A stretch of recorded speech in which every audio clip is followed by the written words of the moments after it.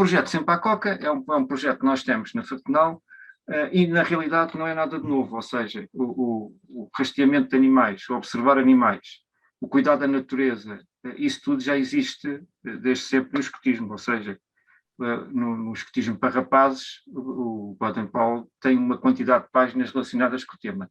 O que acontece aqui é, por um lado, estava um bocado esquecido, por outro lado, perdeu-se um bocado o hábito de ir para o campo e observar atentamente os animais.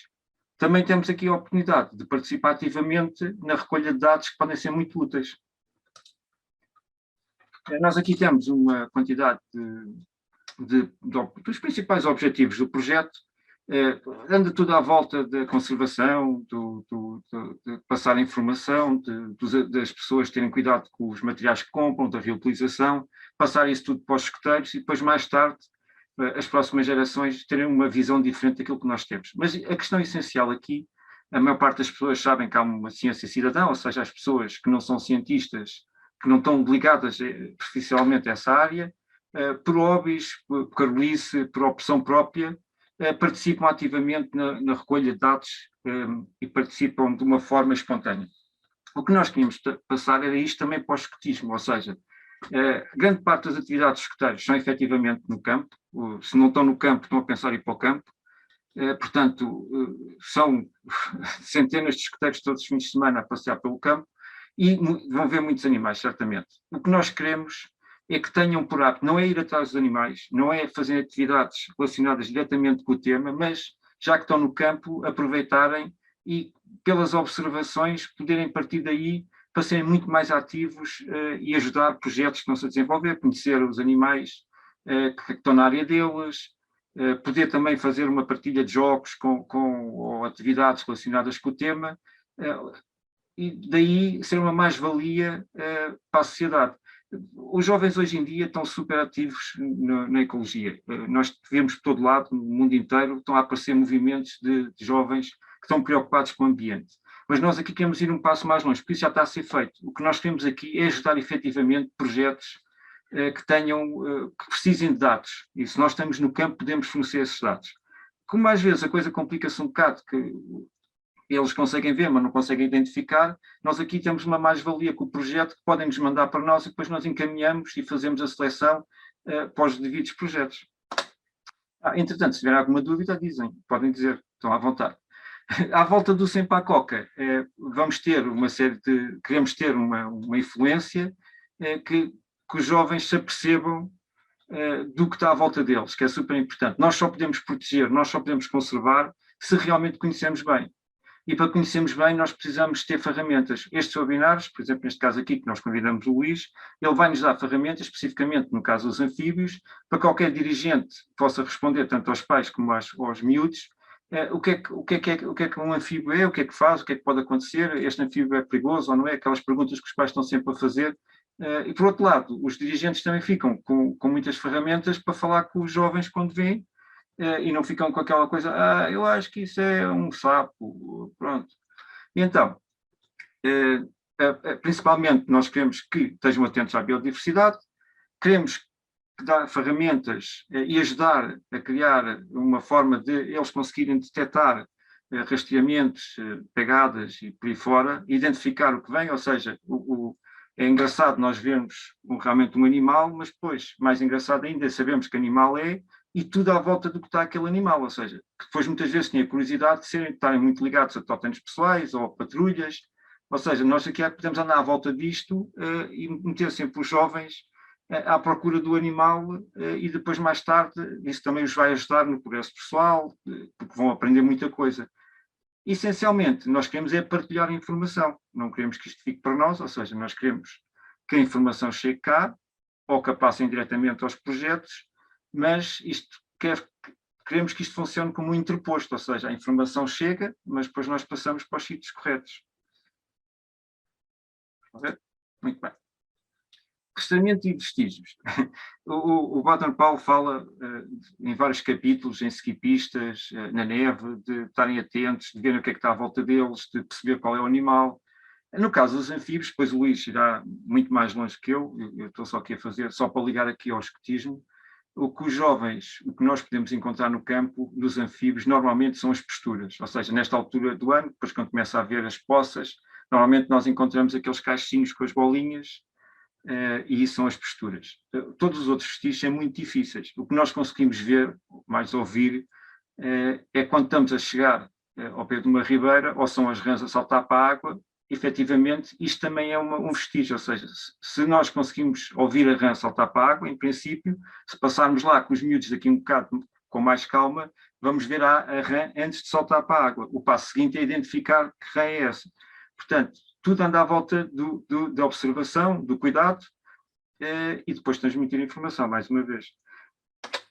A questão dos rastros dos anfíbios, como o Luís depois vai explicar, é que são muito difíceis de encontrar.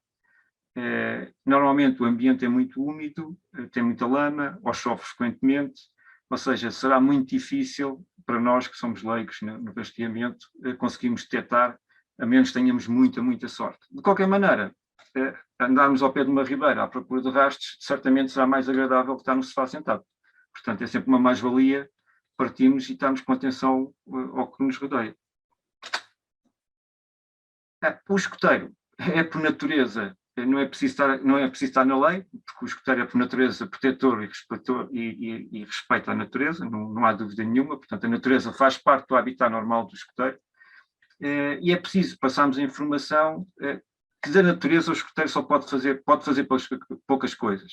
De lá só podemos trazer recordações e temos que começar a passar a mensagem de trazer o lixo que encontramos. Efetivamente, se nós trouxermos o lixo, estamos a passar uma mensagem positiva e estamos a criar um ambiente melhor que aquele que encontramos. Isto é parte do nosso ADN, ou seja, nós temos que deixar sempre as coisas melhor que encontramos.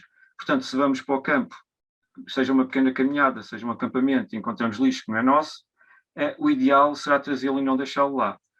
O que nós podemos deixar lá são só pegadas e poucas, quer dizer, nós temos que evitar humanizar a natureza e fazer parte do habitat, ou seja, se existe um trilho, continuamos no trilho, não saímos do trilho, evitamos pisar mais coisas. Cada vez que nós metemos um pé fora de uma área que não conhecemos ou que não estamos atentos, podemos estar a interferir com o habitat. Portanto, há uma série de regras que nós temos que começar a criar quando vamos para o campo, porque o mundo mudou um bocado.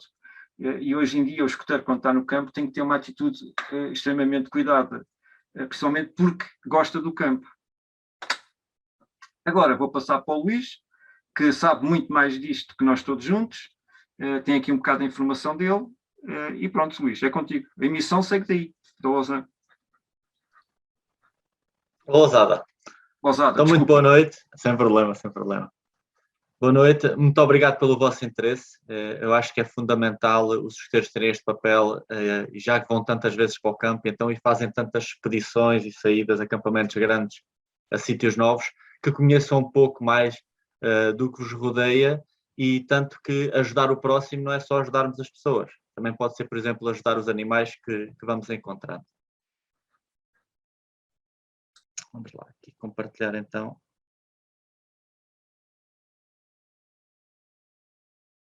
Pronto, eu penso que conseguem ver. Pronto, está a apresentação. Então pronto, falar-vos um pouco dos anfíbios de Portugal.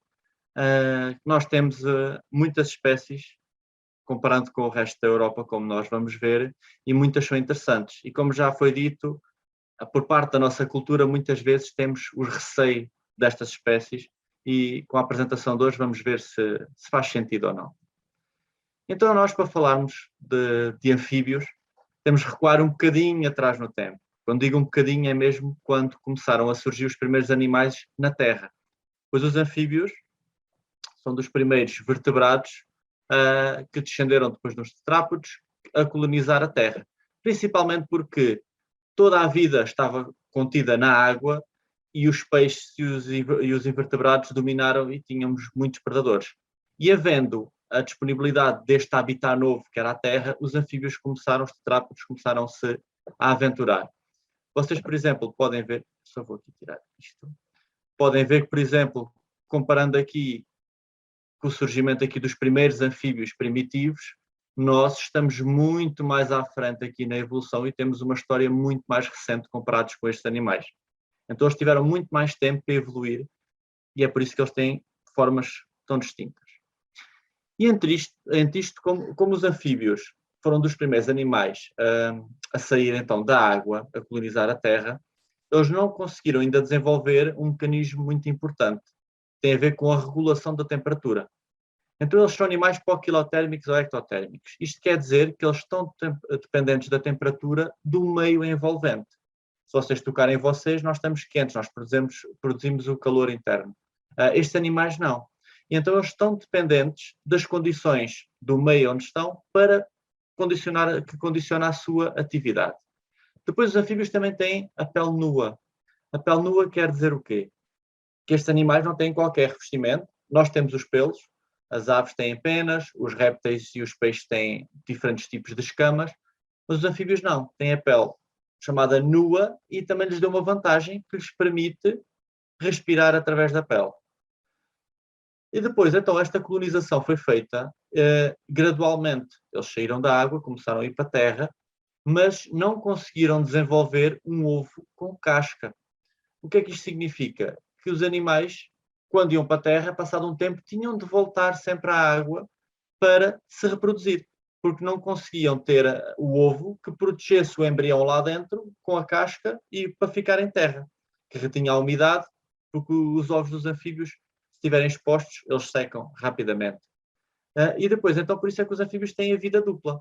Ou seja, eles têm o papel dentro da água, reproduzem-se dentro da água, têm o desenvolvimento dentro da água e sofrem uma metamorfose e depois, então, vão para a terra, mas têm de sempre voltar novamente à água para se reproduzir.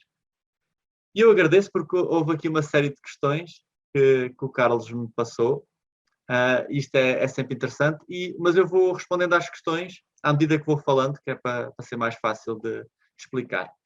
Então pronto, temos aqui a primeira questão, que é se os anfíbios são noturnos e diurnos, as nossas espécies. Por todo o mundo temos as duas situações, e em Portugal também. Mas principalmente as nossas espécies são noturnas. Isto porque, como eu disse, elas estão dependentes da temperatura e têm a pele úmida, ou seja, se os anfíbios estiverem expostos ao calor do sol, por exemplo, eles vão estar constantemente a perder água. E eles precisam de ter a pele sempre úmida para conseguirem então respirar através da pele, apesar de também respirarem com respiração pulmonar. E então assim os anfíbios o que fazem é aproveitam quando as condições estão mais favoráveis, como por exemplo o dia de hoje, que em princípio irá chover por todo o país, estamos a contar com isso, e então é nesta altura, quando a temperatura do dia começa a diminuir, após o pôr do sol, e em noites com muita umidade ou de chuva, com temperaturas amenas, porque mais uma vez eles estão dependentes da temperatura do meio para a sua atividade. Se estiver muito frio, os anfíbios não vão estar ativos, e então eles vão aproveitar estas noites para se alimentar, procurar parceiros e para se deslocarem para os locais de reprodução. Depois uma questão muito interessante, que por acaso não se costuma ver relacionado com os anfíbios, é se os anfíbios mudam de pele. Nós dos répteis sabemos que eles deixam e conseguimos encontrar esses indícios e tudo no campo. Com os anfíbios, eles também mudam de pele, porque nós, quando estamos sujos, para nos lavar, esfregamos e conseguimos chegar a toda a parte do corpo. Estes animais não têm inteligência para compreender isso. Eles conseguem, por exemplo, limpar os olhos, se tiverem com alguma sujidade, mas não se vão estar a esfregar no corpo todo. E o que acontece então é que eles mudam de pele, mas muitas vezes comem a pele. E a pele, como é nua, é transparente. Então é muito difícil nós encontrarmos isto no campo. E pronto, como eu já falei, eles respiram realmente através da pele. Necessitam de ter sempre uma grande quantidade de umidade e muitas vezes retêm essa umidade dentro do corpo. Eles acumulam água dentro do corpo para épocas mais secas. Os anfíbios no mundo, pronto, estão divididos em 3 ordens: os Anura, os Caudata e os Gymnophiona. Os Anuras são os sapos e as rãs, os Caudata as salamandras e os tritões, e os Gymnophiona são um grupo de anfíbios, são os ápodes e as cecílias, que não têm membros, têm assim este aspecto de um verme e são apenas características de zonas tropicais, precisam de habitats muito saturados em umidade. Aqui as espécies, estas são as espécies até ao dia de hoje, 8.384 espécies, porque isto constantemente estão a ser descobertas novas espécies. Os anfíbios apesar de ser um grupo, como nós vamos ver, muito ameaçado, nós constantemente estamos a fazer descobertas, e não é só nas zonas tropicais por estarem mais isoladas, mesmo em Portugal, como nós vamos ver. E como eu falei, do surgimento dos anfíbios serem os primeiros animais a colonizar a Terra, isto permitiu-lhes estarem um pouco por todo o mundo, à exceção da Antártida, por causa de ser muito frio. Mas no Ártico, nós temos anfíbios. Aproveitam os poucos dias quando está a temperatura mais elevada e tem um mecanismo muito interessante que é deixam-se mesmo congelar durante o inverno. Depois retomam a sua atividade. E agora vamos aqui um bocadinho mais perto, então, à nossa Europa e no caso particular da Península Ibérica. Porque, como eu disse, a Península Ibérica, tal como todas as outras penínsulas, normalmente são o que nós chamamos de um hotspot de biodiversidade. Tem um número superior a outras zonas próximas em termos de espécie. E isto tem a ver por alguns fatores. No caso dos anfíbios, e no caso até das outras espécies também, tem a ver com a altura das glaciações, faz com que os animais fujam do frio. Isto não acontece de um momento para o outro, a glaciação vai acontecendo ao longo de muitos anos, e as espécies vão migrando cada vez mais para a direção ao Equador, onde está mais quente. O que é que acontece? Vão ficar retidas nas várias penínsulas que nós temos. À medida que a temperatura volta a aumentar, estas espécies muitas vezes conseguiram encontrar condições e permaneceram aqui. Como nós já tivemos ao longo do período da Terra várias glaciações, o que vai acontecendo é que as espécies vão migrando, algumas saem outra vez à medida que a temperatura aumenta, mas algumas ficam cá e a seguir outra glaciação voltam outras. O que aconteceu com estas espécies, muito possivelmente, é que às vezes especiam-se e dão origem a novas espécies. Então cada vez vamos tendo mais espécies a entrar aqui e a ficarem aqui nas penínsulas. Porque o que acontece também, à medida que a temperatura desceu, nós temos aqui várias cordilheiras de montanhas e são umas barreiras naturais para as espécies. Então o que acontece é que muitas espécies depois não conseguiram voltar novamente para os outros países da Europa e ficaram então presas nas penínsulas. Isto cria depois então um grande conjunto de endemismos. São espécies que só ocorrem nesse local. Nós na Península Ibérica temos 10 espécies então de salamandras e tritões e 21 de sapos e rãs. Tendo delas aqui 9 endémicas e no caso das salamandras e tritões 5 endémicas. E uma pergunta aqui também muito interessante. Se há anfíbios nas ilhas? Pronto, as ilhas muitas vezes são formadas ou por derivação das placas, afastam-se do continente principal, aí já vão com espécies, mas muitas ilhas formam-se, por exemplo, por atividade vulcânica. Ou seja, é uma massa de terra que aparece sem qualquer elemento, quer de flora, quer de fauna, que estivesse lá presente antes. E o que acontece então é que vai ter de haver uma colonização natural e gradual, mas é algo que pode ser aleatório. No caso dos anfíbios, realmente eles podem chegar às ilhas. Nós, por exemplo, temos aqui na Grécia e Itália, que está relativamente perto do continente, e então, através de mau tempo, com jangadas, por exemplo, de vegetação, os animais conseguem lá chegar. Mas nós temos aqui outro fator muito importante, mais recentemente na história da Terra, que é a nossa ação. Pronto, então o que acontece é que muitas vezes os anfíbios chegam às ilhas por ação humana. Nós, por exemplo, temos os Açores, temos rã verde e temos o tritão de crista, que é uma espécie que, por exemplo, não existe em Portugal, porque foi introduzido. Levaram de outro sítio e colocaram na ilha de São Miguel, só apenas existe na ilha de São Miguel, como uma espécie exótica introduzida. Isto acontece cada vez com mais frequência. Por vezes intencionalmente, outras vezes por descuido, com trocas de bens e alimentares, por exemplo, os animais refugiam-se e às vezes vão nas cargas. Olhando aqui então para Portugal. Pronto, nós temos principalmente 2 bioclimas. Temos o Mediterrâneo e aqui o Atlântico. Depois temos aqui um bocadinho de influência aqui já do alpino com a altitude. E o que acontece é que nós temos, para climas diferentes, temos espécies com adaptações diferentes e que estão adaptadas mais a um tempo, por exemplo, mais seco, ou então necessitam, por exemplo, de mais umidade. E temos aqui, não é muito, O C tem aqui já uma influência um bocadinho mais do continente, mas é um bocadinho semelhante aqui ao Mediterrâneo. E então temos várias espécies que ocupam diferentes bioclimas. Algumas estão simplesmente, temos uma distribuição nacional, ocorre um pouco por todo o país, mas temos outras que estão mais condicionadas então a estas condições presentes com estes bioclimas. Em Portugal temos então 8 salamandras e tritões e 12 rãs e sapos. Olha, faltou aqui uma. Estava aqui uma questão que era se tínhamos alguma espécie então endémica de Portugal. E realmente temos. Temos o único vertebrado endémico de Portugal, que é este sapinho que aqui está. Eu acho que meti um bocadinho lá mais à frente. Nós já o vamos ver novamente. Que é o sapinho de verrugas verdes ocidental. E é uma espécie recentemente descrita. Penso que em 2016, se não estou em erro. Por isso é muito recente. Isto porque, como eu disse, continua-se a fazer os estudos e à medida que vai avançando os estudos a nível genético, vamos começando a ter mais facilidade em descobrir então se realmente estamos na presença de uma espécie nova ou não. Então agora, indo aqui às nossas espécies, nós temos 3 espécies de salamandras, o chamado salamandra. Normalmente, o que é que são salamandras? São então anfíbios com cauda, está bem? Apresentam cauda durante a fase adulta. Os tritões é a mesma coisa, mas normalmente o que nós dizemos é que salamandras são animais mais terrestres, enquanto os tritões depois são mais aquáticos.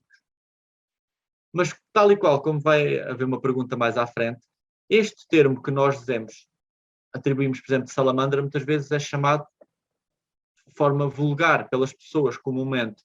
Não tem relacionamento com a evolução da espécie. Por exemplo, aqui esta é chamada de salamandra, de costelas salientes, e é a nossa espécie maior da Europa, e na realidade é mais semelhante a um tritão. Como eu disse, os tritões são mais aquáticos, e esta é uma das espécies mais aquáticas que nós temos cá em Portugal. Pronto, olhando aqui para elas, temos aqui a joia da coroa.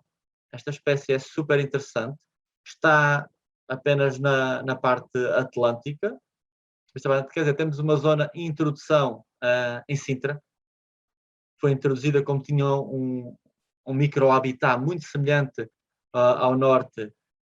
O investigador resolveu introduzir lá nos palácios e ela permaneceu lá. Não sabia se estava, mas já encontramos e reproduz-se lá. E é uma espécie muito particular porque o seu aspecto é um bocadinho diferente das outras.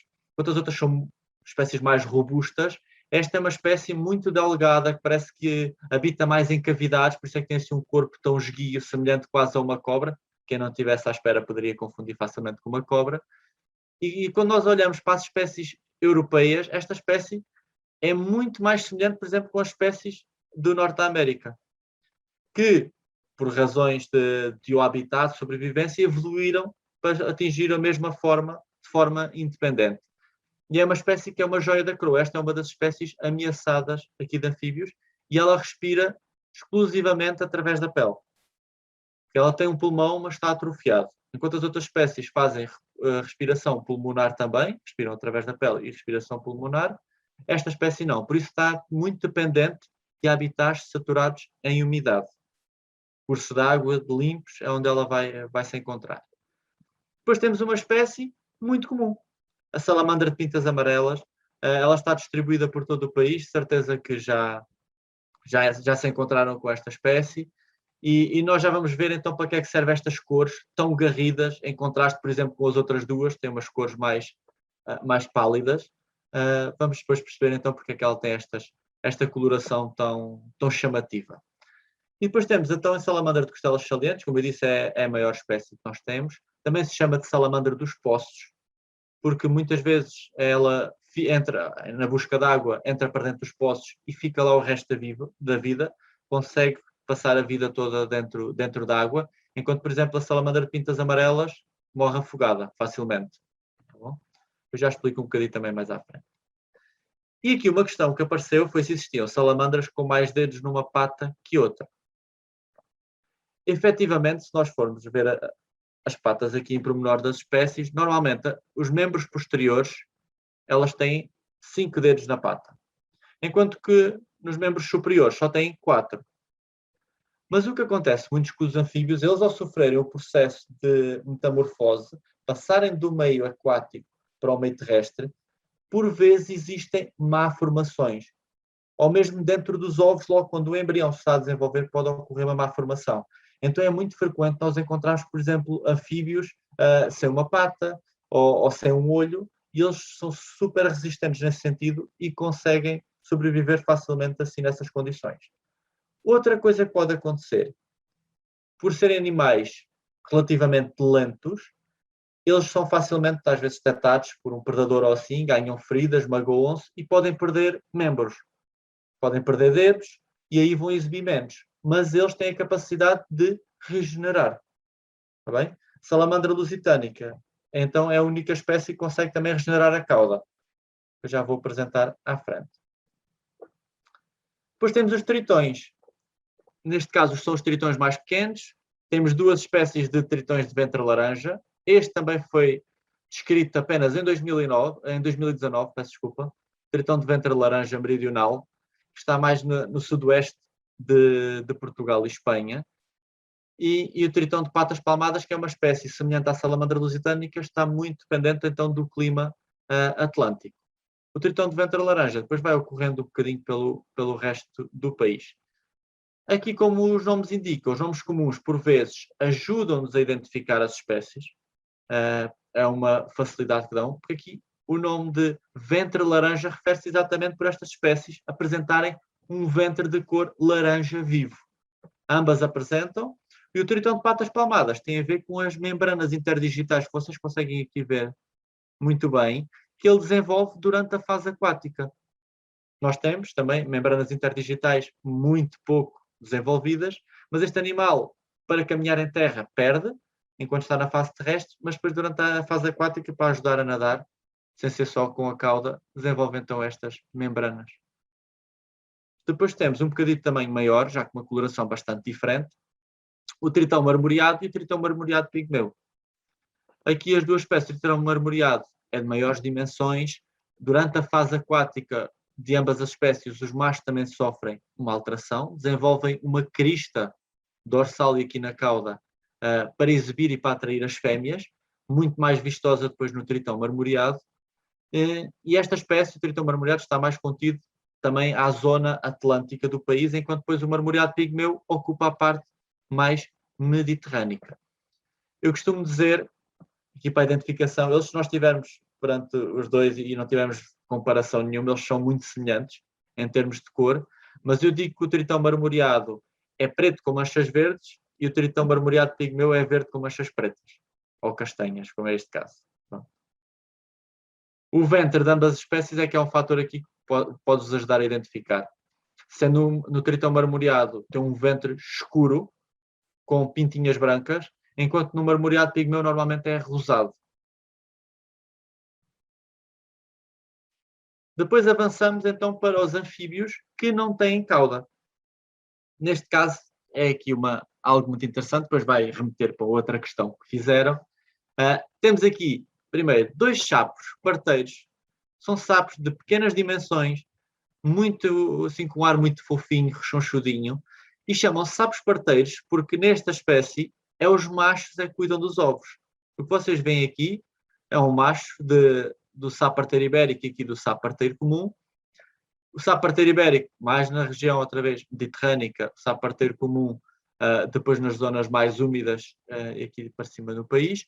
E o que acontece é que as fêmeas, o macho canta, atrai a fêmea, e depois uma ou várias fêmeas podem ir passando os ovos e o macho vai cuidando dos ovos, garante que eles não secam, e quando têm os girinhos já completamente desenvolvidos, vai então colocá-los na água. Depois temos uma rã, que depois eu volto aqui atrás para explicar. Pronto, a rã de 5 pontiagudo, que é da família destes sapos. Pode ser confundida com uma espécie muito comum, que ocorre por todo o país, que é a rã verde.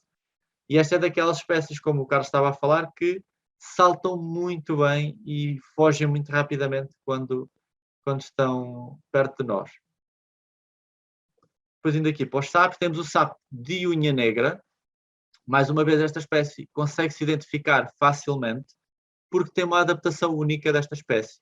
Nos membros posteriores, nas pernas, eles têm um tubérculo, um género de uma unha preta.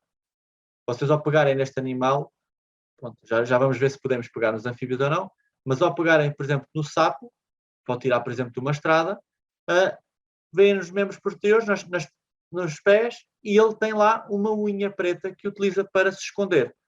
Por isso é muito fácil de identificar. A pupila costuma também ser a pupila na vertical, semelhante ao dos gatos, mas, por exemplo, durante a noite ela está dilatada, como vocês veem aqui na foto, e pode levar ao engano. E depois temos então 2 sapinhos verrugas verdes. Sapinho verrugas verdes ocidental, que eu falei há pouco, que então é a espécie de vertebrado endémica de Portugal, a única até o momento.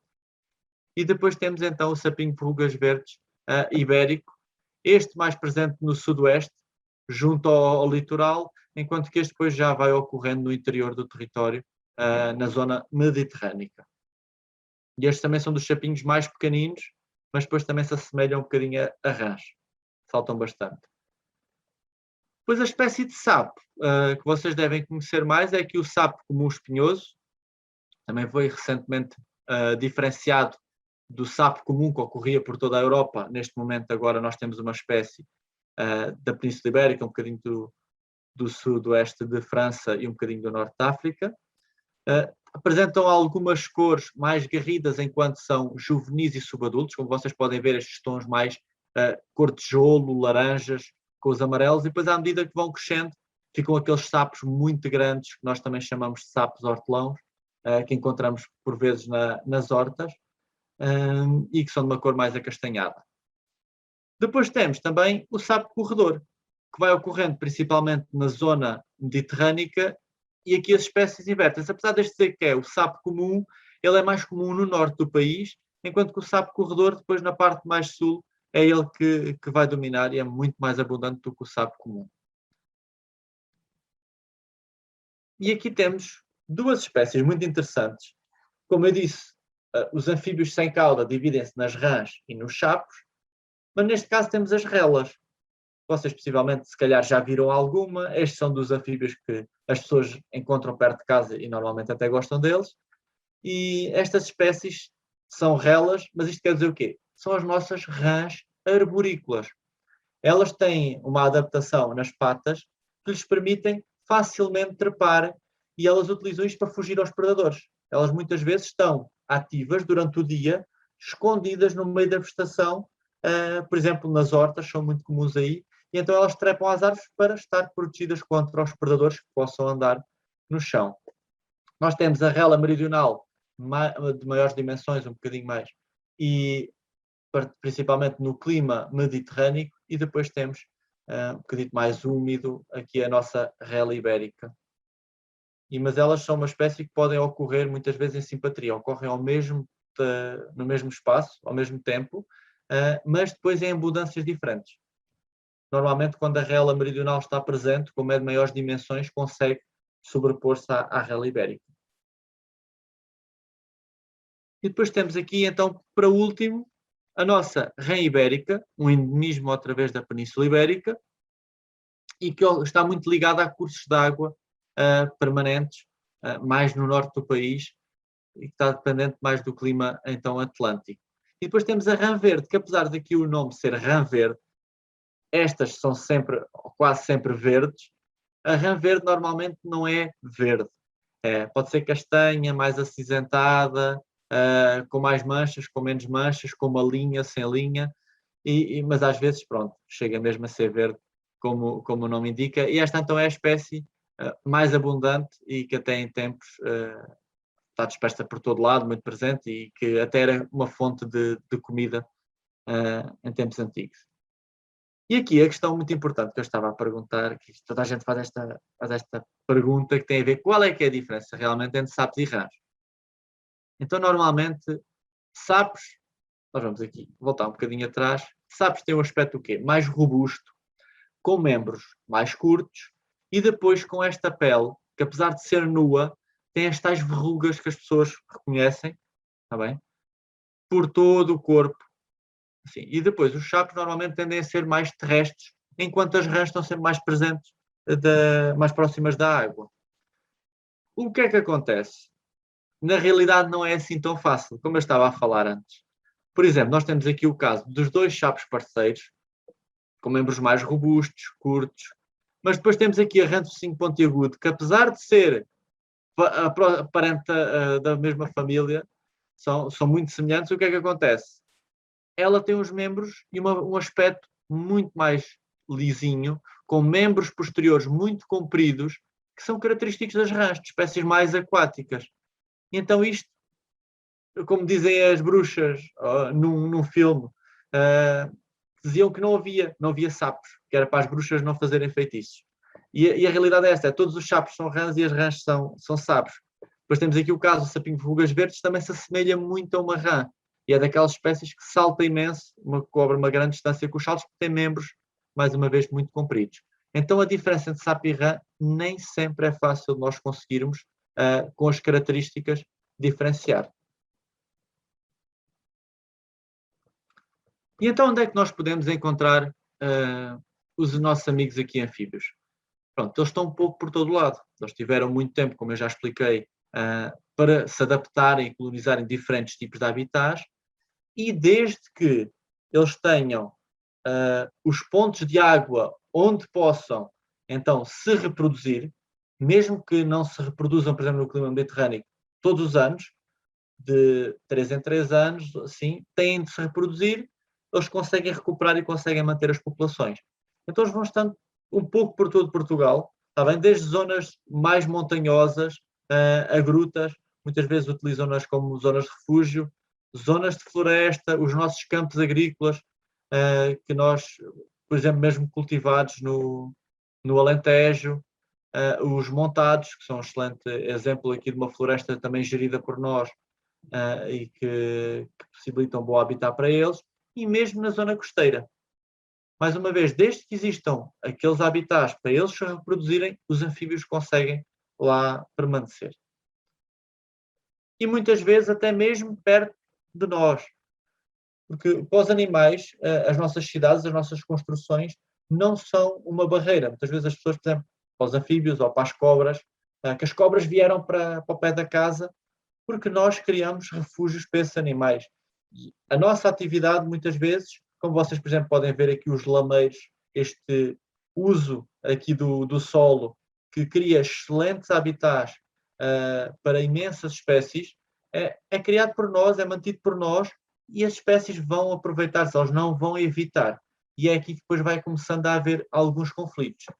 Por exemplo, aqui nós temos uma noite das Criaturas das Trevas, que vai ser as atividades que vão decorrer agora um pouco por todo o país no próximo fim de semana, que é para mesmo para sensibilizar, e convido-vos desde já a participarem nas vossas proximidades, se tiverem essa oportunidade, para se aventurarem um bocadinho e conhecerem um pouco mais por estes animais ao vivo, não só aqui com a conversa. E isto foi a atividade e nós estávamos na ecopista de Montemora e as pessoas diziam que não havia anfíbios e tudo mais, e foi para onde nós fomos e os anfíbios estavam lá, havendo as condições certas também. Estava de chuva e com as temperaturas amenas eles saíram. E então isto levantou uma série de questões relativamente a este tema, ou seja, se os anfíbios se aproximam de nós. Então se eles podem entrar na tenda à procura de abrigo. Bom, normalmente eles vão estar ativos quando nós vamos estar mais a descansar, vão estar ativos durante a noite, e o que pode acontecer, normalmente eles não entram para dentro da tenda. Porque quando os anfíbios vão estar mais ativos, nós normalmente queremos a tenda bem fechada, porque lá está a chover, ou está muita umidade, e nós não queremos que entre lá para dentro da água. E então o que acontece? Não é os anfíbios poderem entrar para dentro da tenda. Por vezes uma rã fugir de nós mesmos pode saltar e sem querer entrar lá para dentro. Mas não é algo comum. O que pode acontecer com mais frequência é eles aproveitarem e meterem-se por baixo da lona da tenda. Ou seja, quando nós vamos a desmontar a tenda, por vezes podemos lá ter anfíbios. Aí sim, porque eles depois andam na sua atividade durante a noite, mas têm de se refugiar durante o dia, quando as temperaturas vão aumentar e não vai haver tanta umidade. Está bem? E então o que é que nós fazemos se encontrarmos um anfíbio que tenha entrado para dentro da tenda? Com cuidado, está bem? Se umedecerem as mãos é melhor, está bem? Lembram-se que eles precisam ter sempre a pele úmida, então nós temos a pele muito seca e normalmente quente, com a umidade com água, vamos arrefecer um bocadinho a temperatura da mão e vamos umedecê-la. Queremos uma condição melhor para o animal, pegamos nele e basicamente colocamos lá fora, sem problema nenhum, está bem? A seguir lavamos as mãos. E entrar para dentro do saco de cama, pronto, é mais uma vez aquilo. Pode acontecer, mas não é algo que seja normal. O animal não vai fazer isso de livre vontade, certamente. Depois que eu estava a falar, então, é os pontos de água, que é o tal elemento-chave para os animais continuarem a ocorrer. Eles podem ocorrer desde em rios de montanha, as minas muitas vezes têm cursos de água lá interno, eles também podem utilizar para se reproduzir. Isto, por exemplo, é na entrada e tínhamos um musgo, não é bioluminescente, mas ele reflete a luz, então fica com este aspecto muito engraçado. Nos charcos que nós podemos criar, os anfíbios também rapidamente colonizam e utilizam este habitat disponível. Isto aqui foi numa zona com poucos charcos e nós criámos estes para conectividade e logo nesse ano, quando assim criámos ou começou a ter água, começámos a ter anfíbios lá a reproduzirem-se. Pontos de água criados, por exemplo, para as vacas irem beber ou os tanques, é tudo zona excelente para estes animais. Depois fontes nas vilas. Por exemplo, nós aqui em Lousada, aqui ao lado, temos Penafiel, tem um jardim e tem uma população de sapos-parteiros. Tudo cheio de casas à volta, com prédios, e os animais estão lá presos, eles não conseguem sair de lá, naturalmente. Se saírem, depois têm os carros e vão se perder, certamente. E como têm condições, eles conseguem a população se estar lá a manter. Depois também temos não só rios permanentes de águas cristalinas, mas ribeiras temporárias. Isto na região do Mediterrâneo é o que mais abunda é este tipo de habitat, juntamente com outros que eu vou mostrar a seguir, e os animais, desde que tenham, durante a época das chuvas, quando têm mais atividade, a oportunidade de se reproduzir, eles vão conseguindo se lá manter, mesmo que isto depois seque completamente no verão. E como é o caso aqui deste habitat, que é exatamente aquilo que eu tinha na minha imagem, está bem? Aquele charco que vocês viam, é exatamente isto. Isto são os charcos temporários mediterrâneos, que é um habitat de água doce extremamente abundante em Portugal. Alguns até são prioritários para a conservação e que infelizmente está a ser destruído muito rapidamente. Porque vocês são o proprietário do terreno e o que vocês vão ver é isto e pensam que não tem água ali no meio. E isto está com água aqui no meio. Tem 50 centímetros de profundidade.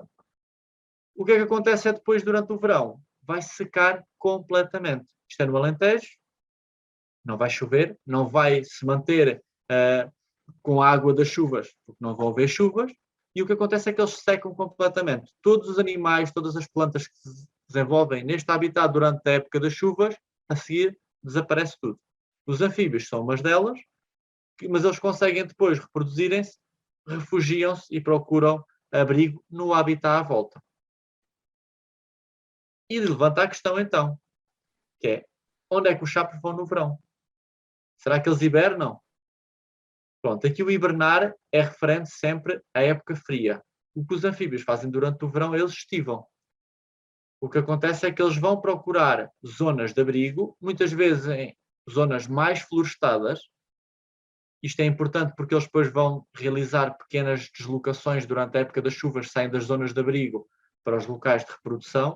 Isto vai levantar um problema que eu vou falar um bocadinho mais à frente. E então eles vão procurar refúgio debaixo de madeira morta, enterram-se, utilizam tocas de outros animais, por exemplo, dos coelhos, que é um papel muito importante. O sapo comum é de grandes dimensões, não se consegue esconder em qualquer lado. E então o que ele faz é utiliza tocas de animais maiores e permanecem lá durante o verão. Depois, há duas situações que podem acontecer. Ou reduzem o metabolismo, utilizam as reservas que acumularam durante a época das chuvas e não se alimentam, ou ocasionalmente pode aparecer lá uma minhoca, um inseto, e eles vão se conseguir alimentar à mesma. Está bem? Isto é importante, particularmente para uma espécie. Nós já vamos ver. Se tiverem alguma questão, podem ir colocando também. Então, a reprodução. Pronto. Pegando aqui primeiro nos anfíbios com cauda, estas espécies não cantam. Ou seja, enquanto que as rãs e os sapos, como vocês sabem, fazem aqueles coros durante as noites e atraem os parceiros assim, estes não. Então o que eles fazem muitas vezes é colocam-se em pontos estratégicos para tentar encontrar um parceiro.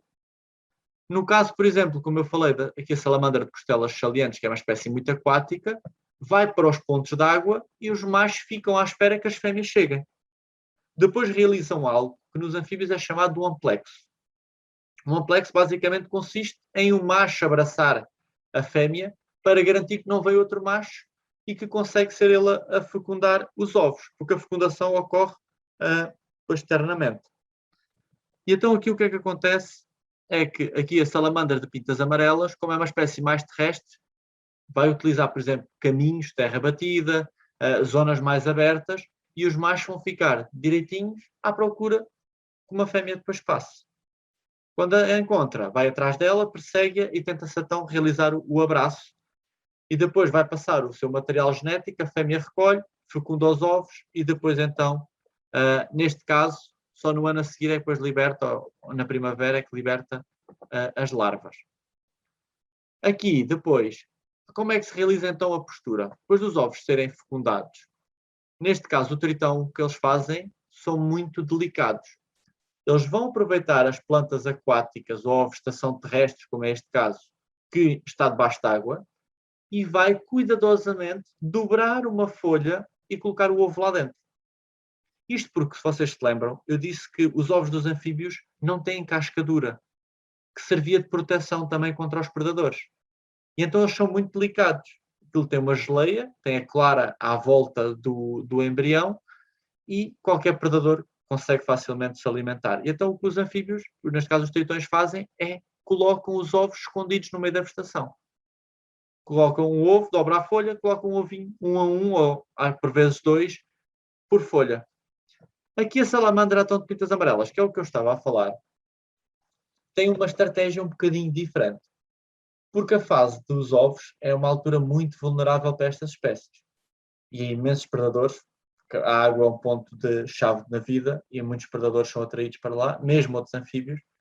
E então ela, para proteger e para dar mais chance para os embriões se desenvolverem, as fêmeas de salamandra de pintas amarelas guardam os ovos dentro da barriga e criam, as larvas eclodem lá dentro e desenvolvem-se lá dentro um pouco. Só depois é que ela vai a um ponto de água e então liberta as larvas já completamente desenvolvidas, quase miniaturas dos adultos. Isto dá-lhes logo uma vantagem, porque enquanto os outros anfíbios vai estar o embrião a desenvolver-se, as pequenas salamandras podem-se logo começar a alimentar também dos pequenos embriões que vão aparecendo. E aqui, uma questão que apareceu foi se os anfíbios veem ou ouvem melhor que nós e como é que nos detectam. Pronto, isto é muito importante, porque, como eu disse, a maior parte das espécies está mais ativa durante a noite. E os anfíbios, em termos de audição, vocês não veem que eles tenham orelhas, que ajudasse a canalizar o som para os ouvidos para terem uma audição muito boa.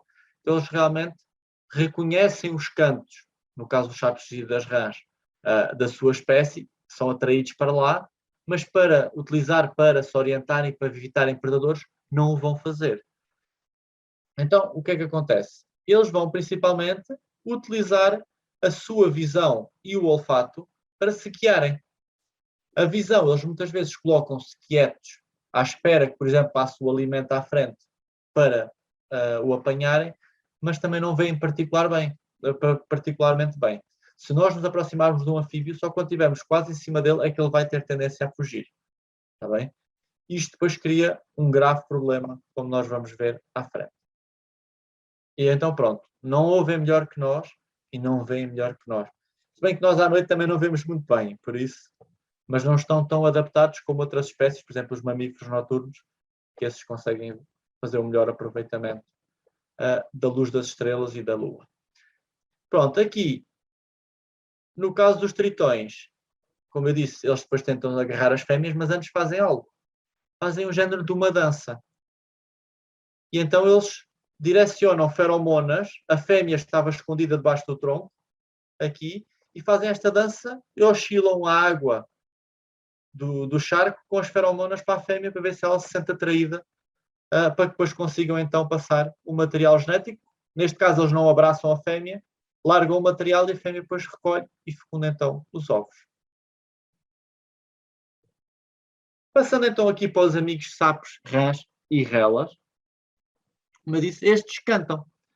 Então os machos têm uns sacos vocais, podem ter vários aspectos, e utilizam-no então para atrair as fêmeas e para outra coisa, não é só para isto. Porque estes também conseguem vocalizar para evitar algo que vai aparecer no slide à frente. Pronto, o som mais ou menos que vocês estão habituados a ouvir é isto, e eles têm de conseguir no meio desta confusão, pronto, no meio desta confusão, detectarem a própria espécie.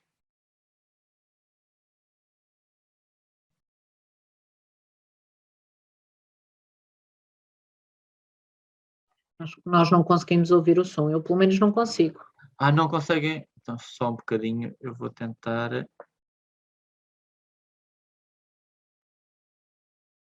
Vamos ver se agora conseguem.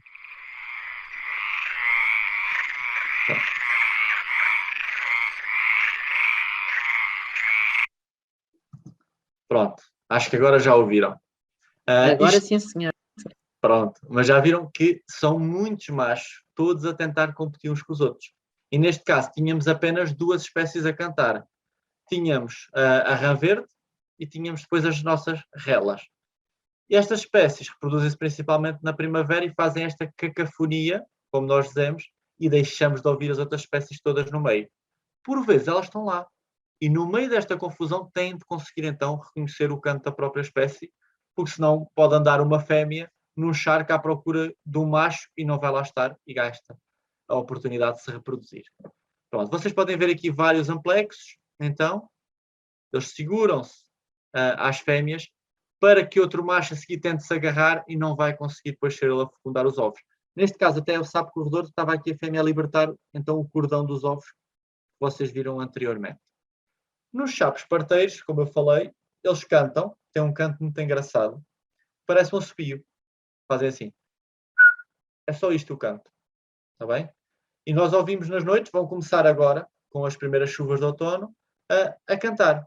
E as fêmeas vão ser atraídas e é tudo realizado na terra.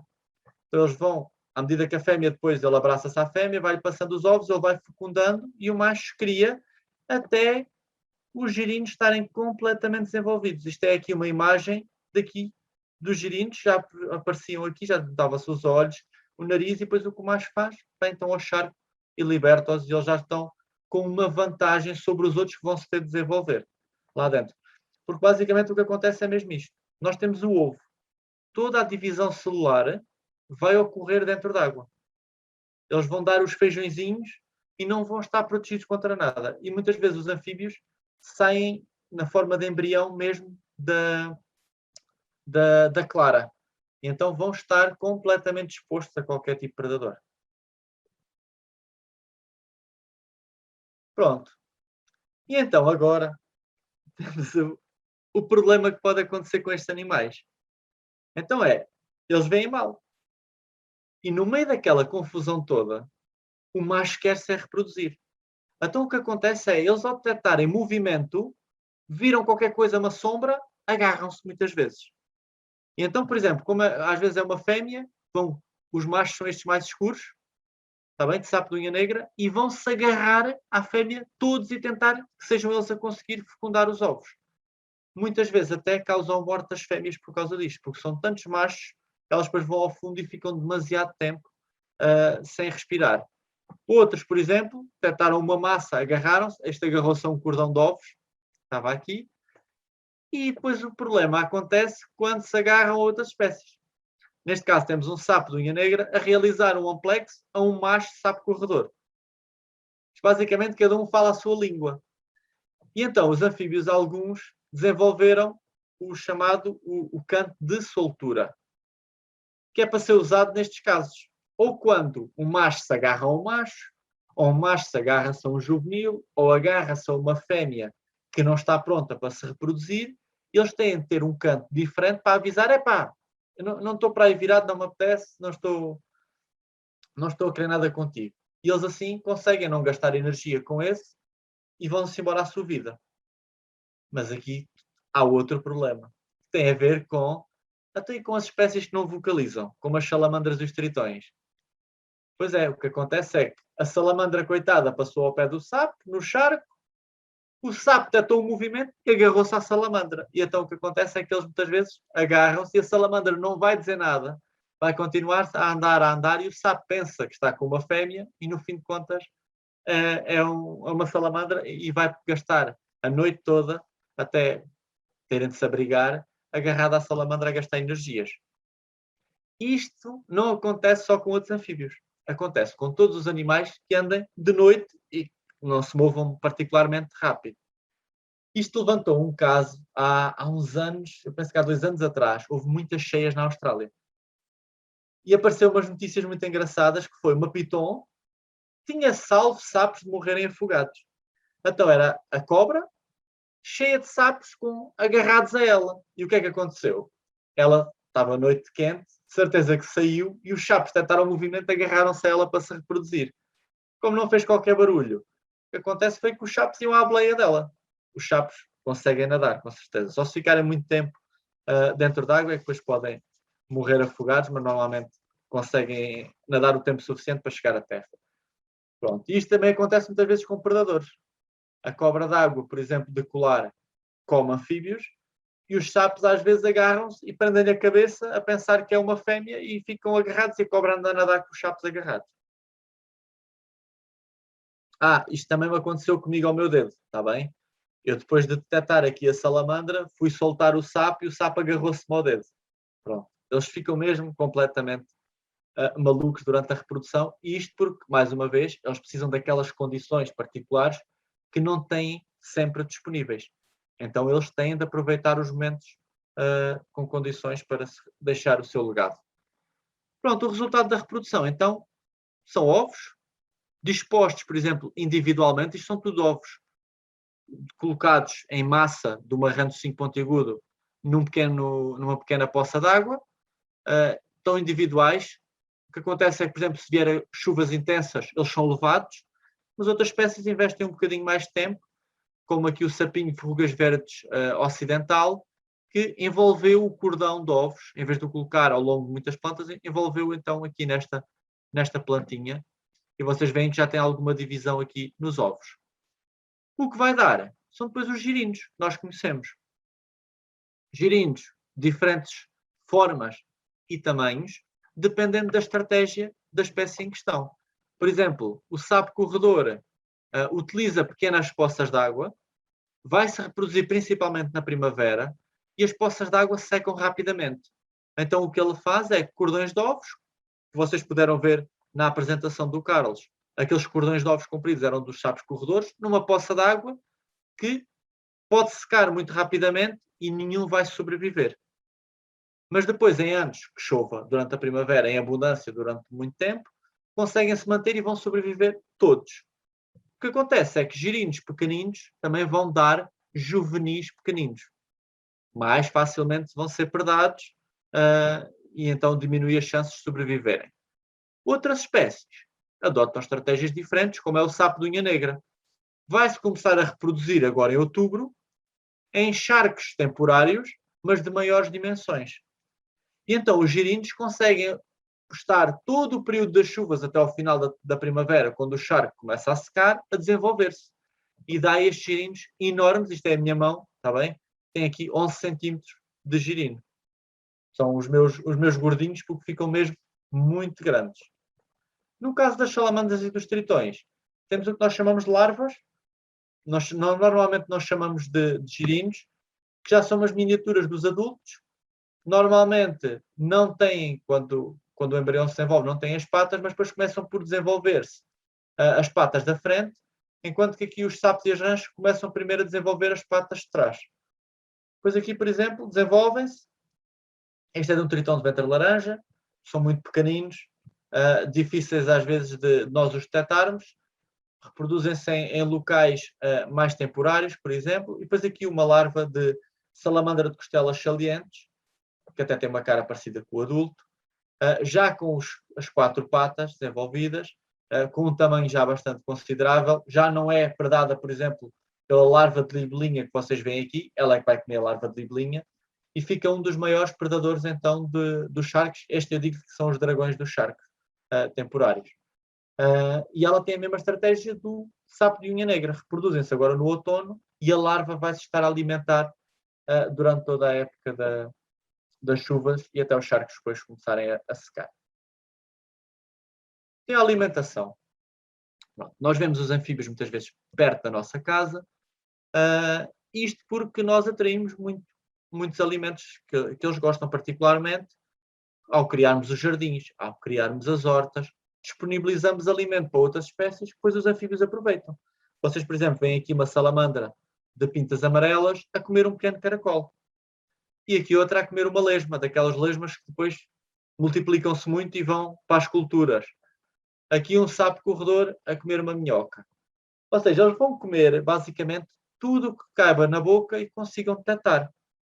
É muito frequente, por exemplo, os sapos corredores estarem nos carreiros das formigas, que vão começar os adultos agora a saírem também com as chuvas, a fundar novas colónias, mas muitas vezes elas, para aproveitarem o alimento e recolherem as sementes que são expostas durante a noite, fazem carreiros para recolher o alimento, e os sapos corredores é tipo aqueles buffets nos restaurantes japoneses que tem a passadeira com os pratinhos, é semelhante a isso. As formigas vão passando e ele consegue facilmente estar a apanhar e comem imensas. O que acontece é que, como eu disse, tudo o que caiba dentro da boca, eles vão comer. Quanto maior a espécie, mais presas eles podem se alimentar. O sapo corredor, por exemplo, pode se alimentar mesmo de ratos. Pequenos ratinhos que estejam debilitados ou assim, ele pode tentar arriscar e comer. E então eles são muito úteis para nós, perto das nossas casas, por comerem muitas coisas que nos causam danos a nós. Pronto. E acho que a pergunta aqui, o comem os anfíbios, está respondido. É claro que dentro da água vão comer outras coisas. As larvas, enquanto se estão a desenvolver, não tanto as das rãs e dos sapos, mas as dos salamandras e dos tritões, elas são carnívoras.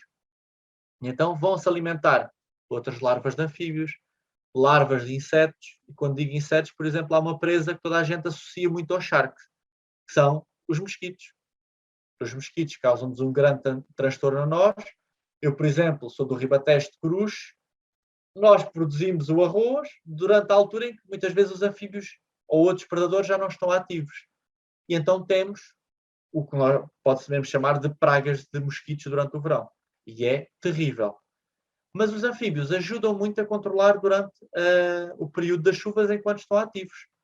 Por exemplo, as larvas de salamandras de pintas amarelas, as fêmeas vão libertá-las em pequenas poças de água, ou seja, sítios onde os anfíbios, onde os peixes, por exemplo, não vão chegar.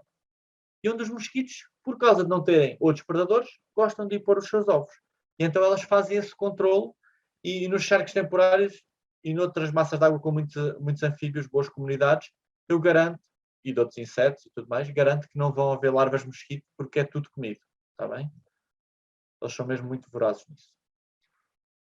Relativamente a defesas, como eu disse, os anfíbios veem mal, ouvem mal e têm de estar expostos muitas vezes para conseguir encontrar o alimento, encontrar os parceiros e têm de se mover em determinados e curtos períodos de tempo para conseguirem se reproduzir. Então, como é que eles vão evitar serem predados? Porque o animal que não foge, não tem essa adaptação, que reage a pouco, qualquer animal chega lá um predador e vai comê-lo. Então eles têm diferentes estratégias. Eu há bocado falei, por exemplo, as relas e a rã verde são espécies que podem estar ativas durante o dia, e aqui as relas, como eu disse, elas são arborícolas. Então o que elas fazem? Utilizam a sua camuflagem, neste caso isto é o jardim da casa dos meus pais, e ela foi para a planta e está ali a apanhar sol e fica completamente imóvel, por vezes cantam, fazem uns cantos para socializar umas com as outras, mas ficam imóveis e dependem da sua camuflagem. Ela, por exemplo, com a minha aproximação, ela não fugiu e vai ficar assim, tentando passar despercebida. À noite, as espécies vão estar com outras adaptações, muitas vezes estão na terra, vão desenvolver colorações assim mais para o tom dos verdes, para se confundir com a vegetação, ou então os castanhos. No caso aqui deste juvenil, de salamandra de lusitânica, também tem a tal adaptação que eu falei, de poder, tal e qual como as lagartixas, perder a cauda perante um predador. O problema é que depois a cauda desta espécie é particularmente longa e onde ela vai ter as reservas. E então para o animal perder a cauda não é algo muito, muito agradável porque perdeu todas as reservas que tinha, muitas vezes para a reprodução, por exemplo, no caso das fêmeas. Isso pode implicar que não se reproduza durante este ano. Mas depois, outras espécies não tentam passar despercebidas, tentam é chamar a atenção, como é o caso aqui da salamandra de pintas amarelas, que mostra estas cores muito garridas. Não só o amarelo, mas muitas vezes também com vermelhos, ou seja, cores chamativas. Isto nos anfíbios, vocês também viram o tritão marmoreado, que tinha o preto com o verde. O que acontece com estes animais, e por todo o mundo vocês têm ainda espécies mais chamativas, como as rãs de seta venenosa nas florestas tropicais, é mesmo para chamar a atenção. Quer dizer ao predador que existe algo errado com este animal. E isto tem a ver com estas espécies. Já aqui está a questão, se temos cá anfíbios venenosos, e o veneno é na mordura ou na pele. Pronto, elas têm toxinas, algumas espécies. As toxinas permitem-lhe, por exemplo, matar bactérias que poderiam se desenvolver e fungos na pele. Elas precisam ter a pele úmida e não está protegida. Isto é um bom local, por exemplo, para os fungos, que vocês sabem que se calhar estão a afetar algumas populações dos anfíbios. E elas usam então estas toxinas para matar esses e para possíveis predadores dissuadi-los de as comerem. Isto como? O problema é que as toxinas têm a ver com a ingestão. Vocês são uma raposa, encontraram um sapo e põem-se a tentar comer o sapo. Ele liberta as toxinas. Quando é que elas são perigosas? Se eu tocar no anfíbio, não há problema. As toxinas, se eles libertarem, é muito raro, porque eu não estou a apertar o animal, não o estou a ameaçar, simplesmente estou-lhe a dar um apoio. Eles normalmente não libertam. Mas quando sente a raposa a tentar lhe morder, não é? É claro que ela vai libertar. O que é que isto vai acontecer? Vai entrar em contacto com zonas particularmente sensíveis, como as nossas mucosas na boca, e vai criar uma reação alérgica, e ela vai começar, por exemplo, a produzir muita saliva, uma espuma, e vai começar a ter um mau gosto e vai começar a ter dificuldade em respirar. E então, não quer saber era da salamandra. A salamandra, ou sabe que vai à vida dela, ela está preocupada com o seu bem-estar. Isto, por exemplo, pode acontecer com os nossos animais domésticos. Está bem? Os anfíbios se aproximarem das nossas casas, os nossos animais domésticos às vezes são curiosos, não tanto em gatos. Os meus pais têm gatos e têm cães. Com os gatos nunca tive qualquer problema, mas com os cães uma vez foram chatear a minha sapa de estimação, que aparece lá à volta da casa dos meus pais, e uma vez tiveram então esta reação. O que é que nós devemos fazer? É passar abundantemente por água e lavar. Normalmente não há mais complicações do que isto. No nosso caso, como eu disse, nós pegamos no animal, o problema está, nós não vamos comer os anfíbios. O problema está em quando nós esquecemos e vamos coçar os olhos a seguir, ou o nariz, podemos começar a ficar com algum comichão, mas também se lavarmos também não tem problema. Pronto. Aqui do lado direito, temos então uma espécie que faz uso da camuflagem. Ela tem mesmo este padrão assim, meio marmoreado, salamandras costelas salientes, por causa de dentro da água, ela passar despercebida, mas tem uma adaptação única. Ou seja, como eu disse aqui, os anfíbios estão dependentes do animal colocar uma zona sensível perto das toxinas. Mas esta espécie, se vocês virem, tem aqui estas pintinhas de cor de laranja nos flancos. E o próprio nome indica, salamandra de costelas salientes.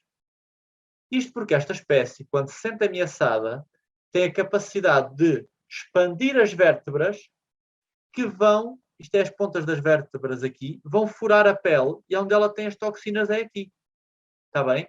E então vai-se espetar, por exemplo, na boca do predador. O predador vai tentar mordê-la e ela assim consegue se proteger e passa as toxinas e o predador vai-se embora e não quer saber mais dela. Está bem? A salamandra de pintas amarelas e, por exemplo, nos sapos, têm toxinas um pouco, as glândulas, por todo o corpo, mas existe sempre um ponto onde normalmente têm mais, que são aqui na zona da cabeça, porque é o ponto mais vulnerável destes animais. E então o que acontece é que ela tem aqui estas batatas atrás dos olhos, que é onde estão mais concentradas aqui, maior concentração aqui de toxinas, que é para evitar, para ter uma reação maior, para ver se então o predador não a mata. Então os anfíbios são perigosos. Pronto. Os anfíbios são animais extremamente pacíficos. Como eu disse, as toxinas Eu já apanhei milhares e milhares de anfíbios. Nunca tive problema nenhum com contactos com os olhos, com as toxinas ou assim. Como eu disse, eles não libertam as toxinas facilmente. Depende muito de animal para animal. Depende da experiência que o animal tenha tido. Por exemplo, se ele aprendeu a enfrentar um predador que a toxina serviu-lhe de algo, ele se calhar tem mais facilidade em usar as toxinas. Mas os anfíbios são super pacíficos. Normalmente tentam fugir, sempre, para a água ou para o meio da vegetação para se protegerem. Não vão atrás de nós, não tem qualquer problema nenhum. E aqui a questão do morderem. Eles têm dentes. Mas os dentes servem para quê? Para segurar as presas. Eu nunca fui mordido por um anfíbio. Eles não usam. Ou seja, os dentes simplesmente são para, no caso do... Eles têm uma língua, peço desculpa, semelhante aos camaleões, mas mais curtinha, e o que eles fazem é projetam a língua para apanhar o alimento e para puxar para dentro da boca. E para garantir que depois não fogem, eles têm alguns dentes. Tá bem? Mas são dentes muito pequeninos e eles, como não mastigam, também não tinham força para morder. Então não nos ia magoar se nos mordessem. Falando então da proteção destes nossos amigos. Pronto, a nível mundial, nós temos uma lista vermelha. Não sei se vocês já ouviram falar neste termo. A lista vermelha reúne informação e reúne os especialistas sobre as diferentes espécies. E então eles avaliam, de acordo com os estudos existentes das populações, qual é que é o grau de ameaça que estas espécies têm. No caso da IUCN, a Organização Mundial para a Conservação da Natureza, eles estudam a espécie na sua distribuição total. Está bem? Ou seja, uma espécie que seja ameaçada em Portugal pode não ser ameaçada no mundo. Ok? Pronto. Então nós temos essa ferramenta. Se vocês consultarem, eles não têm todas as espécies, como eu disse, são muitas a ser descritas e algumas necessitam de mais estudos para nós sabermos, mas tem muitas espécies por todo o mundo lá presentes. E a nível nacional nós temos os livros vermelhos. Neste momento estão a ser revistos. Nós temos um livro vermelho criado em 2005, um pouco aprofundado, um livro vermelho para todos os grupos que nós tínhamos de vertebrados. E neste momento estão a fazer-se listas vermelhas para cada grupo particularmente. E tivemos uma novidade. Fizeram listas vermelhas para invertebrados, que estão a ser criadas, e para plantas que ainda não tínhamos. As plantas, por exemplo, já saiu agora o livro vermelho, vocês já podem adquirir se tiverem interesse nisso, e saiu agora até uns guias e tudo mais. Pronto. Em Portugal, infelizmente, os anfíbios e os répteis não estão com a revisão do livro vermelho. Isto houve um concurso, as entidades concorreram e infelizmente não conseguimos que alguém pegasse neste tema, por isso os anfíbios estão aqui com um problema grave, porque isto é necessário nós estarmos constantemente a atualizar, as ameaças estão sempre a aumentar e nós precisamos ter isto atualizado para saber então qual é o estado das nossas populações de anfíbios, ainda mais tendo espécies novas. Depois, a nível europeu, nós temos a Diretiva Habitats e a Convenção de Berna, que são instrumentos para garantir que as espécies são protegidas. A Diretiva Habitats é o que classifica as nossas áreas protegidas, também, e com base, muitas vezes, nas espécies que constam destas diretivas. A Convenção de Berna, enquanto a Diretiva Habitats também envolve a flora, a Convenção de Berna é exclusiva para a fauna. E na Convenção de Berna, todas as espécies de anfíbios são protegidas. Está bem? Ou seja, vocês, que isto aqui tem aqui a questão em baixo, podemos mexer ou tocar nos anfíbios? Legalmente, não. Legalmente, ninguém em Portugal pode pegar num anfíbio sem ter licença. Eu, enquanto investigador que estuda estas espécies e as procuro proteger, eu tenho que pedir autorização ao ICNF para ter uma licença para trabalhar anualmente com estes animais. Pronto. Agora, a lei existe, mas a lei não é aplicada. Está bem? Ninguém vos vai multar por vocês estarem a pegar num animal destes. Mas isto criou outro problema porque também ninguém é multado por matar estes animais. Está bem? Infelizmente. Pronto. E aqui a questão se algumas espécies têm risco de extinção. Pronto, como eu disse há pouco, em 2005 nós tínhamos o livro vermelho E nós temos em Portugal algumas espécies que estavam com perigo de ameaça, que era a salamandra lusitânica, a rã de focinho pontiagudo e o tritão de patas palmadas. Neste momento nós não sabemos, está bem? Como é que estão as populações das nossas espécies em Portugal?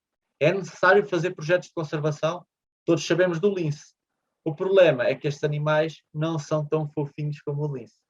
E então, muitas vezes, as pessoas não se preocupam e não valorizam tanto o papel que estes animais podem ter.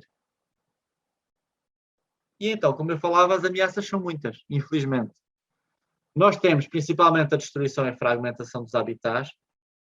Nós ganhamos a facilidade de moldar a natureza à nossa vontade. Nós, em vez de termos adaptações físicas para nós conseguirmos sobreviver nos meios, nós alteramos os meios para nos favorecerem a nós e nós conseguimos sobreviver. Por isso é que, há bocado o Carlos falou do papel que nós temos quando vamos ao campo. Nós temos de ter a consciência que aquilo é um espaço que nós estamos a usar temporariamente, mas é um espaço que uma imensidão de espécies utilizam e dependem desse espaço, da qualidade desse espaço. Por isso não devemos destruir onde nós vamos, mas infelizmente isto acontece. E como eu estava a dizer, as espécies são protegidas, os habitats são protegidos e infelizmente continuam a ser destruídos. Entre a destruição, os charcos temporários mediterrâneos são um habitat protegido a nível europeu. E o que acontece, vocês têm aqui um charco temporário mediterrâneo, isto é uma imagem do verão, ele está completamente seco, e o que é que acontece? Olival intensivo em cima, está bem? Vem uma vala de drenagem, vocês veem até que nota-se ainda a silhueta do charco, porque as oliveiras não conseguiram crescer da mesma forma da zona que não tinha água, e isto é um habitat que a sua presença implica a proteção. Ou seja, nós para termos um charco temporário mediterrâneo, podemos ter de criar uma zona protegida só para aquilo. E algumas espécies de anfíbios e de outros animais, termos a presença dessa espécie também pode implicar nós termos uma zona protegida ali. Pronto, infelizmente, não temos instrumentos de fiscalização e, por exemplo, no caso dos charcos temporários mediterrâneos, há outro problema que não sabemos bem onde é que eles estão. Foi o trabalho com que eu fiz a minha tese, andei à procura no Alentejo, existem por todo lado, estão a ser destruídos, mas não existe um documento oficial com todos mapeados, à exceção para o sudoeste alentejano. Tivemos o projeto do Life Sharks, mas mesmo assim eles continuam a ser destruídos. Vocês se calhar conhecem a situação da expansão das estufas e os sharks estão lá, sabe-se que está naquele sítio, tem de ser protegido. Nós estamos dentro de um parque natural e mesmo assim avançam, destroem tudo e mais alguma coisa. E não é só sharks, as linhas de água que têm de ser protegidas. Vocês tinham aqui uma pequena ribeira, como era temporária, também arrasaram tudo, terraplanaram para instalarem aqui mais um olival intensivo, que agora tem estado em forte expansão no Alentejo. Depois a poluição. Tudo o que nós usamos aqui sem controlo e desmedido, desde herbicidas aos fertilizantes e tudo mais, muitas vezes acabam nos nossos cursos de água. E, como eu há bocado expliquei, os anfíbios dependem desses pontos de água para se reproduzir. As suas larvas, os girinos, não conseguem sair de lá mais cedo por estar poluído. E mesmo, por exemplo, os pontos de água que nós criamos para as vacas, no Alentejo, por exemplo, criam os tais bebedouros, charcas destinadas para aquilo, mas as vacas supostamente não deviam ter contacto com o ponto de água, porque os animais bebem água, mas também fazem as necessidades lá dentro e acabam por degradar completamente todo o ecossistema aquático. Isto, claro, tem consequências, e depois vêm os mosquitos e depois culpam que é dos charcos. Depois também temos o hábito, como nós falámos na introdução, dos anfíbios nas ilhas, também temos outras espécies exóticas, como é os peixes. Aqui, os charcos temporários são um habitat particularmente importante para os anfíbios, porque como secam, os predadores exóticos, peixes, lagostim, que sejam aqui introduzidos durante a época das chuvas, no verão vão desaparecer. Isto é muito importante, mas não acontece em todos os lados. E os charcos temporários, por exemplo, são convertidos em massas de água permanentes, que depois levam com espécies exóticas, cada vez são mais, que é uma perca-sol, que foi introduzida precisamente também para ajudar no controle dos mosquitos. E no fim de contas nós tínhamos os anfíbios a fazer esse controle. Depois, por outro lado, temos o tráfico de espécies. Cada vez mais, nós temos uma diretiva também do CITES que regulamenta as espécies que nós podemos comercializar em Portugal em termos de espécies exóticas. O problema é que eles fazem nós podemos ter estas espécies, mas devia ser, nós não podemos, ou aliás, peço desculpa, eles dizem assim, não podemos ter estas espécies. E depois, devia de ser nós só podemos ter estas. Porque o que está a acontecer nós não podemos ter estas. Então eu vou buscar uma diferente. E vocês não sei se conhecem o caso da tartaruga de orelhas vermelhas da Flórida. Quando eu era pequeno, uma pessoa com pouco dinheiro comprava um terráriozinho pequenino, na tartarugueira, e comprava uma tartaruga daquelas por uma ninharia. E o que acontece é que o animal depois cresce, e cresce mais do que as nossas espécies autóctones de tartarugas de água doce, os nossos cágados. E acaba por competir e excluir os nossos dos habitats. E o que aconteceu foi que essa espécie foi proibida. Então pensaram, esta é proibida, então vou trazer outra. E então nós estamos constantemente em guerra e não estamos a conseguir acompanhar porque estão constantemente a arranjar espécies novas. E neste momento até já arranjaram do mesmo género das nossas espécies autóctones, que depois corremos o risco de começarem a dar híbridos e ainda enfraquecer mais as nossas populações das nossas espécies. Nos anfíbios, os anfíbios têm uma grande diversidade e, como eu há bocado falei, eles às vezes sofrem mutações de cores e padrões diferentes. Isto, para quem coleciona, é muito atrativo. E então as pessoas vão ao meio natural, como eu disse, eles são protegidos, mas não existe a fiscalização. Então vocês, por exemplo, têm pessoas no OLX a vender sapos bons para a horta, que nós constantemente temos a andar de roda das pessoas a fazer denúncias porque é proibido ter estes animais. E, infelizmente, mesmo as autoridades de fiscalização, que é o CEPNA, a Brigada da GNR dedicada ao ambiente, eles não têm verbas para andar a fazer este controle. Está bem? Então temos aqui um grave problema de tráfico de espécies e que não sabemos como é que está esta situação em Portugal, mas há casos que pode condicionar mesmo a população localmente de algumas espécies de anfíbios.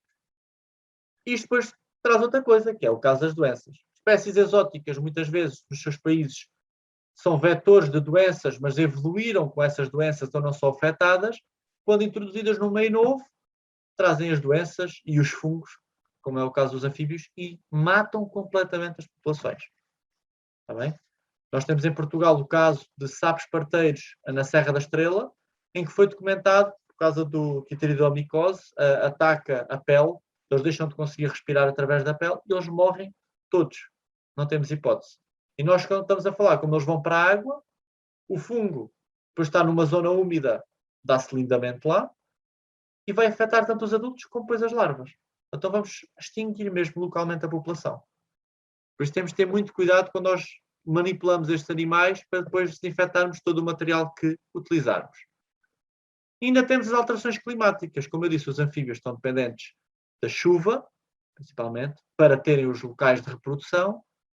E com o que está a acontecer, vêm as chuvas mais concentradas e mais espaçadas no tempo, nós vamos ter períodos em que as massas de água enchem e a seguir secam. E os animais não vão ter tempo para conseguirem se reproduzir. E ao longo dos anos vai desgastando as populações. E temos outras ameaças. Ameaças criadas por nós. A destruição e a fragmentação impede as populações depois de entrarem em contacto. Os anfíbios têm uma capacidade de deslocarem-se, mas não é, comparado com outras espécies, muito grande. Eles conseguem fazer alguns quilómetros. E temos aqui o caso grave das estradas. Nós, para um país tão pequeno, temos uma incrivelmente densa quantidade, uma rede viária. Estradas para todo lado, para tudo e mais alguma coisa. E isto acaba por fragmentar os habitats. E a estrada tem outro problema, porque nós somos anfíbios, somos de pequenas dimensões, e nós estarmos à procura de uma presa, como eu há bocado falei, ou um parceiro, temos de estar direitinhos à espera que eles se aproximem. E se estivermos no meio da vegetação é mais difícil nós conseguirmos detectar. E então o que eles fazem é procuram zonas abertas. E então isto levanta a questão, porque é que o anfíbio atravessou a estrada. Eles muitas vezes não atravessam as estradas, eles vão para as estradas porque estão à espera que o alimento chegue ou de encontrar um parceiro. Isto criou o problema da mortalidade rodoviária, que muitas vezes passa despercebida. Nós não damos valor. As pessoas dizem não morrem anfíbios na estrada. Então nós tivemos, na Universidade de Évora, participei no projeto Lifelines, e já existe desde 2005 um trabalho feito, iniciado por um professor António Mira da Universidade de Évora, que é este projeto MOVE. O professor apercebeu-se, no seu doutoramento, que fazia uma longa viagem de Montemoro Novo e a Serra de São Mamede, que encontrava quantidades absurdas de animais atropelados na estrada. E então, a título pessoal, tentou arranjar fundos e tem vindo a monitorizar, muitas vezes por longos períodos de tempo, anos, todos os dias, que animais é que morrem na estrada. E nós, por exemplo, no projeto Lifelines, foi o culminar em que utilizámos esses longos anos e muitos dados sobre a mortalidade para criarmos medidas para proteger as espécies. E no caso dos anfíbios, saiu em 2016 um relatório das Infraestruturas de Portugal, que eles fazem a monitorização dos animais que morrem atropelados, mas fazem com umas condições diferentes. Nós fazemos a 30 km por hora, todos os dias, e eles fazem de tempo a tempo e vão a 70 km por hora. Pronto. E nós também somos pessoas especializadas na área, enquanto que eles são os operadores normais deles. E no relatório foi muito interessante porque em 2016 disseram que tinham morrido 2.000 e qualquer coisa animais nas estradas de Portugal, e anfíbios foi um número, foram 7, penso eu, 7 anfíbios tinham morrido. E nós pensamos, pronto, isto passou, acho que saiu no público. Será que isto é verdade? Isto corresponde à verdade? E nós, neste momento, claro que sabemos que não. Pronto, com os dados aqui do MOVE, nós podemos ver que os anfíbios são o segundo grupo com maior mortalidade. Está bem? E isto é algo que não é igual todos os anos. Porque aqui, por exemplo, as aves têm a ver com as migrações, as pequenas aves de pequenas dimensões, como vão chegando a Portugal em grandes números, deslocam-se muito, são vítimas do tráfego. Os anfíbios é porque vão, durante a época das chuvas, para as estradas, em grande abundância, mas há anos, se forem anos bons de chuva, no outono seguinte vamos ter um aumento brutal no número de mortes. Eu, por exemplo, eu fazia o trabalho noturno, eu ia, quando os animais estão ativos, em que o número não tem nada a ver porque o trabalho do MOVE é feito de manhã, quando já passaram carros e os anfíbios já alguns já foram removidos, e quando eu digo alguns, é muito. Eu marquei vários anfíbios com os atilhos que estavam mortos na estrada e no dia a seguir fui tentar apanhei um. Está bem? Ou seja, temos uma remoção, ou pela chuva, ou pelos carros passam, ou por predadores, desaparecem todos. Está bem? E então eu tinha em 14 km numa estrada no Alentejo, o recorde era 117 anfíbios numa noite. Pronto. Já é um número considerável, não é assim muito. Mas depois tivemos o sapo corredor, como eu disse, ele reproduz em pequenas poças de água, e eu estava preocupado porque 2016, 2017 foram anos muito secos na primavera. E as poças de água se secaram todas. Eu não conseguia encontrar juvenis do sapo corredor. Então estava preocupado com a espécie, o que é que iria acontecer. Se continuasse a seca, eles não conseguiam se reproduzir.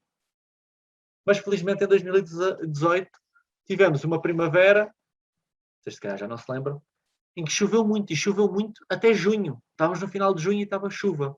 Então as poças de água mantiveram-se com água. Então todos os sapos corredor praticamente sobreviveram. O que é que isto aconteceu no outono?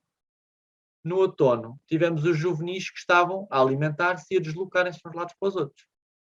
Então eu de 117 numa noite passei para 2.225 numa noite. Ou seja, foi um aumento enorme. Se nós passarmos isto para as estradas do país, certeza que por noite podemos ter milhões de animais a serem mortos todas as noites, está bem?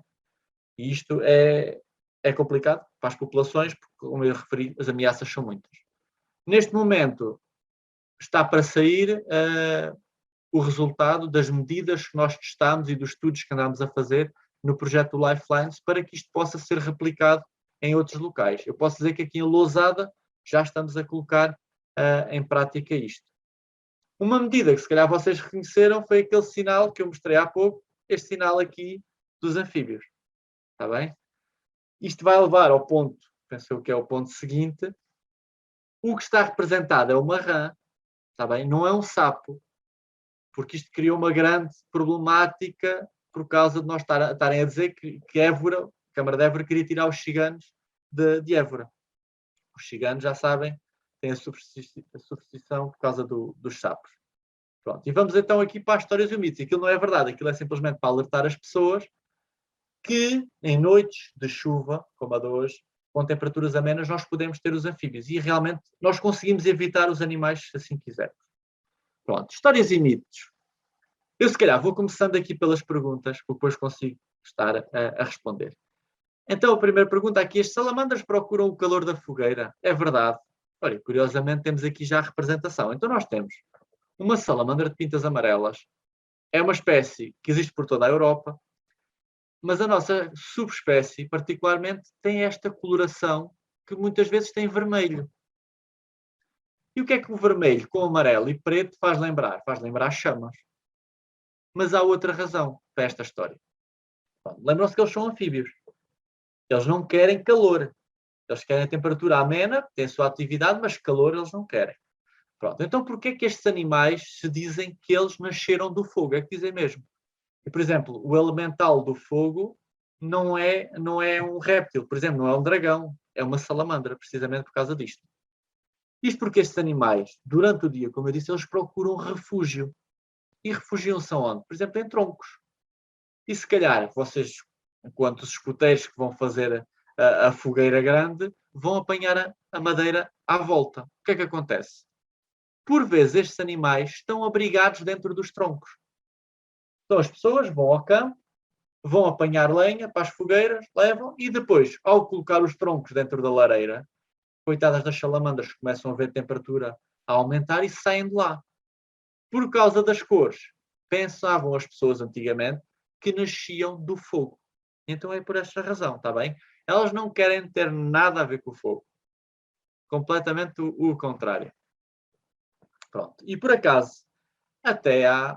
Eu já mostro a seguir, porque vocês agora não me conseguem ver, mas eu tenho aqui um convidado especial que se calhar alguns vão reconhecer. E isto apareceu num filme recentemente para crianças. Muitos vão se calhar reconhecer. E que mudou um bocadinho a perspectiva dos anfíbios, embora as pessoas não reconheçam bem o que é que está ali representado. Antigamente diziam que se podia beber água onde há rãs, porque isso indica que a água é boa. É verdade? Sim, de facto, realmente os anfíbios ajudam muito a aumentar a qualidade do habitat aquático, eles ajudam a manter a qualidade do habitat aquático, mas infelizmente isto já não é verdade, porque os anfíbios, como têm de sobreviver, eles não são como as aves. As aves, se não tiverem condições para estarem, elas levantam o voo e vão procurar um novo local. Os anfíbios, infelizmente, não. Ou seja, eles vão estando naquele local, mesmo que a água não seja boa, e vão tentando sobreviver ao máximo. Então, por vezes, sim, realmente, de facto, fontes ou ribeiros de montanha ou assim, têm anfíbios, mas aí tem a ver porque a água também é corrente e é de nascente, é sempre mais limpa. Outros pontos, não arriscaria, está bem? Eu, por exemplo, posso dizer que no Alentejo tenho charcos temporários mediterrâneos em que eu se calhar atrevia-me a beber a água deles.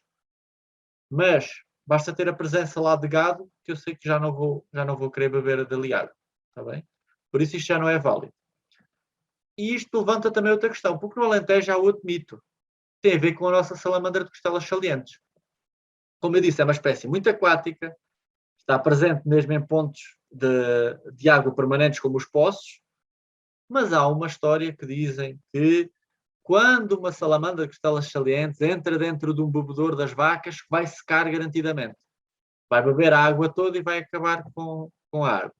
Pronto, é claro que isto não é verdadeiro.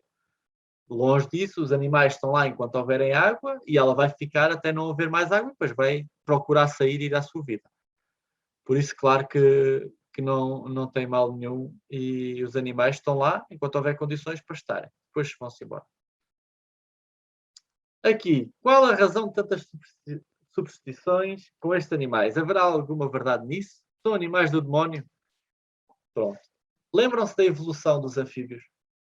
Isto tem tudo a ver com a nossa familiaridade com as espécies. Os anfíbios já são animais muito diferentes, para mim não, pronto, mas eu estudo, mas já são muito diferentes do que nós achamos que é o normal. Nós somos o normal à nossa vista. Eles não têm pelo, eles têm a pele viscosa, que muitas vezes não têm. Pronto, mas as pessoas ganham esta aversão. E nós temos um problema grave que tem a ver com a cultura e outro, que insere depois nisto, que é a religião. A religião, infelizmente, tem um papel muito negativo na forma como transmite as ideias das pessoas. Por exemplo, nos anfíbios não é tanto, mas, por exemplo, no caso das cobras.